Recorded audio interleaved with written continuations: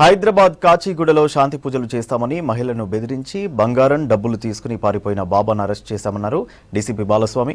బాధిత మహిళా కూతురి జాతకం బాగాలేదని, ఆమె పెళ్లి చేసిన తర్వాత ఆత్మహత్య లేదా హత్యకు గురయ్యే అవకాశం ఉందని బాబా బెదిరించాడని తెలిపారు. శాంతి పూజలు చేస్తే దోషం పరిహారం అవుతుందని 1,70,000 26 తులాల బంగారాన్ని తీసుకెళ్లాడని తెలిపారు పోలీసులు. నిందితుడిని అరెస్ట్ చేసి రిమాండ్కు తరలించామని తెలిపారు పోలీసులు.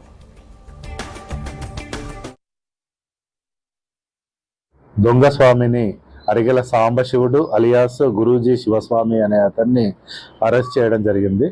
ఇతన్ని అరెస్ట్ చేయడానికి ముఖ్య కారణం ఏంటి అంటే, గీతా వైద్య అని వీళ్ళ ఒక లేడీ కాచిగూడ లిమిట్స్లో ఉంటుంది.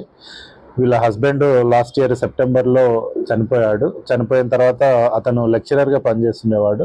వాళ్ళ పిల్లలు కూడా మంచిగానే చదువుకున్నారు. వాళ్ళ అమ్మాయి డాక్టర్ చదువుతూ ఉంది. అయితే ఈమె లెక్చరర్గా, ఇతను వాళ్ళ హస్బెండ్ లెక్చరర్గా చేసిన కాలేజీలోనే రీసెంట్గా అంటే హస్బెండ్ చనిపోయినాక ఒక 4 monthsకి కాలేజీలో జాబ్ కోసం జాయిన్ అయ్యింది. Vashishtha junior college Dilsukhnagar.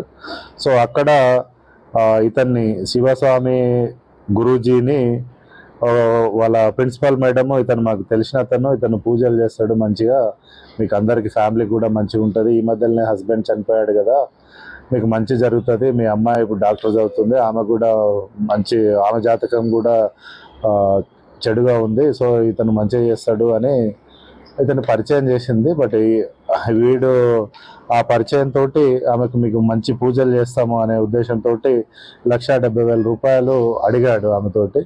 So అడిగినప్పుడు ఆమె నా దగ్గర అంత లేవు, నేను ఇవ్వలేను అది ఇది అన్నప్పుడు ఇతను బలవంతంగా మీకు అదవుతుంది ఇదవుతుంది అని ఇక మాటలు చెప్పేసి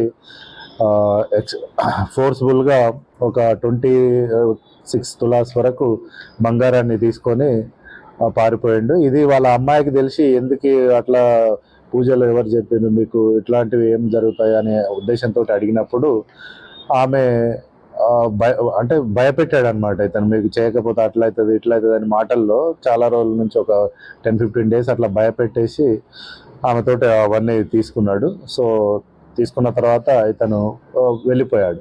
వాళ్ళ కూతురు ఎప్పుడైతే మదర్ని అడిగిందో, మదర్ ఆమె ఏం చెప్పలేకపోయింది, ఇట్లా నన్ను భయపెట్టిండని అన్నప్పుడు వాళ్ళ కూతురు చదువుకున్నది కాబట్టి ఆమె వచ్చి లోకల్ పోలీస్ స్టేషన్లో కంప్లైంట్ ఇవ్వడం జరిగింది.